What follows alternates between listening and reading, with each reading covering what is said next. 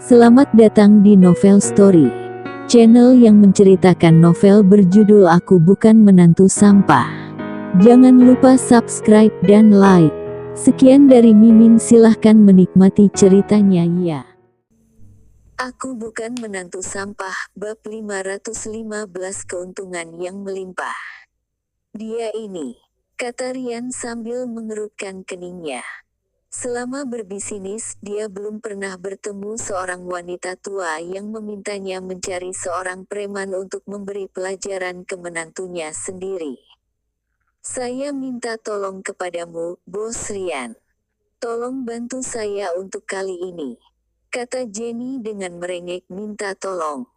Kalau kontrak ini bisa disepakati, di dalam kontrak nanti saya akan meminta putriku untuk memberikan Anda keuntungan sebesar 40 miliar. Petik 2. Rian tidak ingin membicarakannya lagi, tetapi dia langsung memperhitungkannya begitu mendengar keuntungan yang begitu banyak. Hanya mencari beberapa preman baginya sangatlah mudah dan tidak perlu mengeluarkan banyak uang untuk menyewa mereka. Nona Jen, saya akan mempertimbangkan hal ini. Rian tidak segera menjawab. Dia juga ingin mengetahui apakah menantu Jenny benar-benar seorang sampah atau jika menantunya ini adalah orang yang berpengaruh, bisa-bisa dia yang akan mengalami kerugian. Oke, saya akan menunggu kabar dari Anda, kata Jenny dengan sangat gembira. Setelah menutup telepon, senyum palsu yang ada di wajahnya Jenny langsung menghilang. Dengan ekspresi yang galak dia tertawa.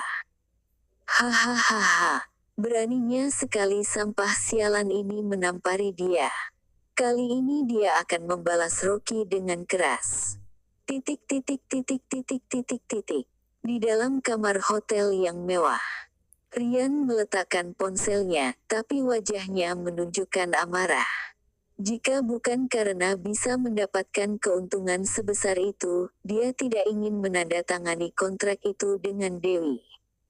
Sebenarnya baginya perusahaan Arta Cloud hanyalah perusahaan kecil, tetapi Dewi terus berulang kali dengan tulus meneleponnya dan dia juga menawarkan keuntungan yang lumayan.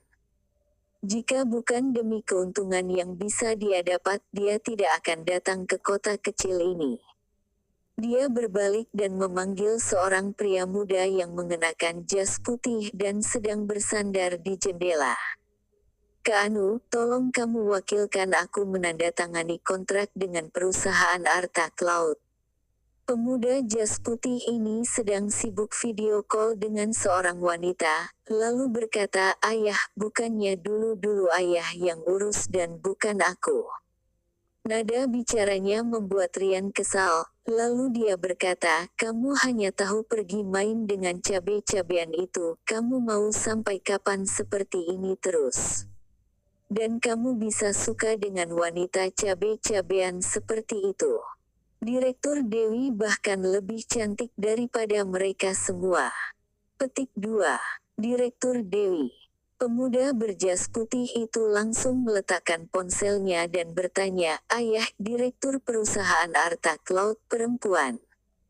Rian dengan santai mengangguk dan berkata, "Dia ini, dalam waktu setengah tahun mampu membuat perusahaan kecilnya merangkak naik menjadi perusahaan ketiga terbesar di kota Gopo." Petik 2. Pemuda itu langsung bersemangat, menelan tenggorokannya dan berkata dengan penuh semangat, "Ayah, aku akan membantu kamu dalam urusan ini." Dia adalah putra bungsunya Rian, namanya Kak Anu. Seperti biasa dia tidak punya hobi lain selain bermain dengan wanita. Selama ada wanita cantik, tidak peduli bagaimanapun caranya dia harus bisa mendapatkannya. "Tapi, kamu masih punya tugas lain," kata Rian.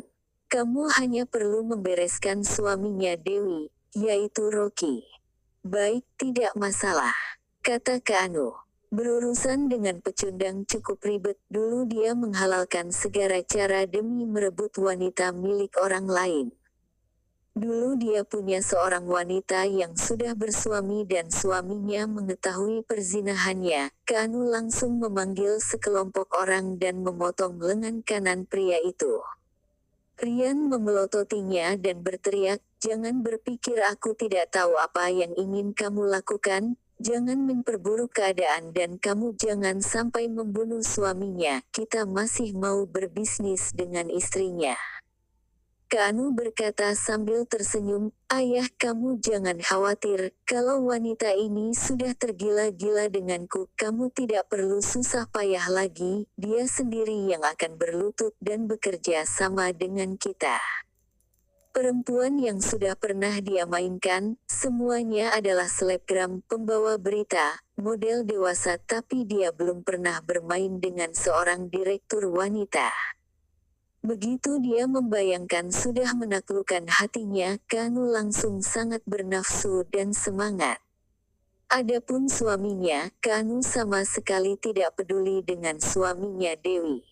Pada saat ini, ada seorang sekretaris dengan tubuh yang berisi mengetuk pintu dan masuk lalu dia dengan suara centil berkata kepadanya, "Bos Rian, apa yang bisa saya lakukan untuk Anda?"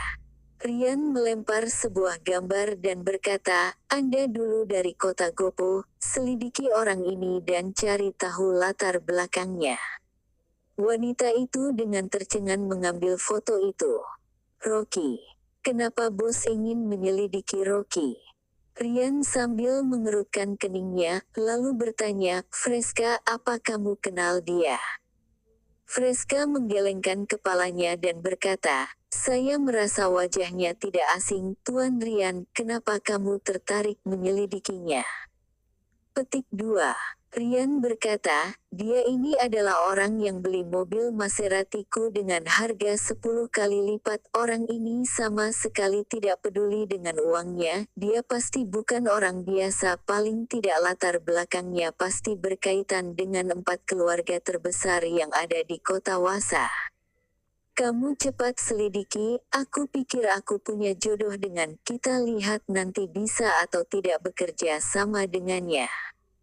Freska langsung terkejut dan melihat kembali foto itu. "Aku tidak menyangka Rocky punya begitu banyak uang. Dia pernah bekerja di pabrik obat milik Bos Esno, lalu Rocky membeli pabrik obat itu dan menggantikannya dengan pabrik lain." Freska kehilangan pekerjaannya, sekarang dia sudah bersusah payah mendapatkan pekerjaannya lagi sebagai seorang sekretaris dari teman-temannya. Dia masih mengira Rocky hanyalah agen biasa dari grup Babel. Tidak disangka pria ini penuh dengan kejutan. Kalau dia tahu dari awal, dia aturannya sudah duluan menggoda Rocky sejak di pabrik obat itu.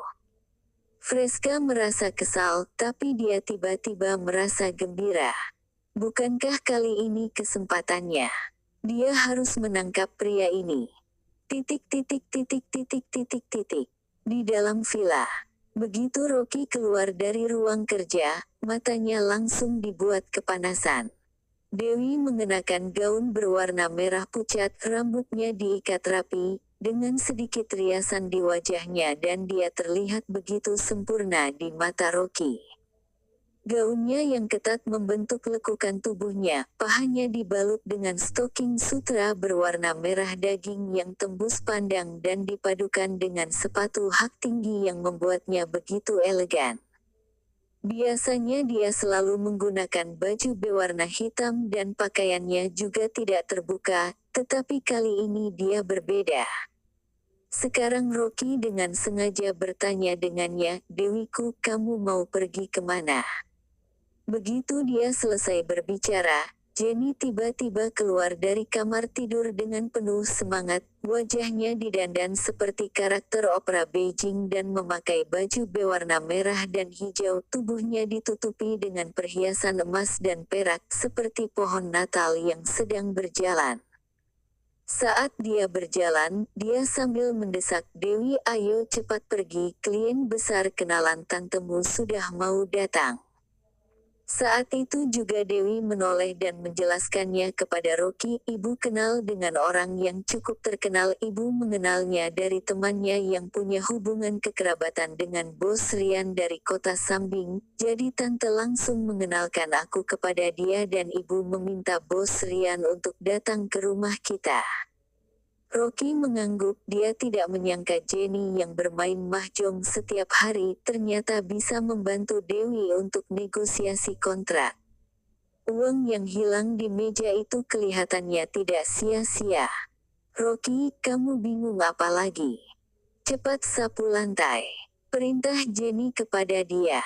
Dan juga jangan lupa untuk menyeduhkan teh, rebus airnya dan kemudian aku ingin kamu berdiri di depan pintu untuk menyambut tamu kita. Terima kasih telah menonton, jangan lupa like, komen dan subscribe ya teman-teman agar saya semangat melanjutkan novel ini. Jika ada yang kurang baik silahkan komen di bawah agar saya memperbaikinya. Sekian dan terima kasih ya.